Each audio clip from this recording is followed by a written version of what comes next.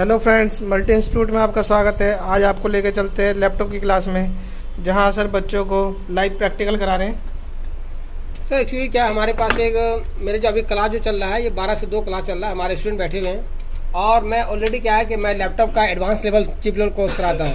चाहे किसी भी कंपनी का आ जाए, चाहे ब्रांडेड हो, चाहे आपका कमर्शियल या होम सीरीज का बोर्ड हो। देखिए हमारे ये क्या है, ये तोशिबा कंपनी का लैपटॉप आया हुआ है, देख सकते हैं कंपनी आप सर। तो इसमें प्रॉब्लम यह है क्या है कि ये लैपटॉप किसी कस्टमर का है और किसी ने बताया कि ये लैपटॉप ऑन नहीं हो रहा है। जब ये लैपटॉप ऑन नहीं हो रहा है तो मैं सबसे पहले बताने वाला हूँ कि लैपटॉप ऑन कैसे होगा। उससे पहले मैं फिजिकल डैमेज देख रहा हूँ। तो सबसे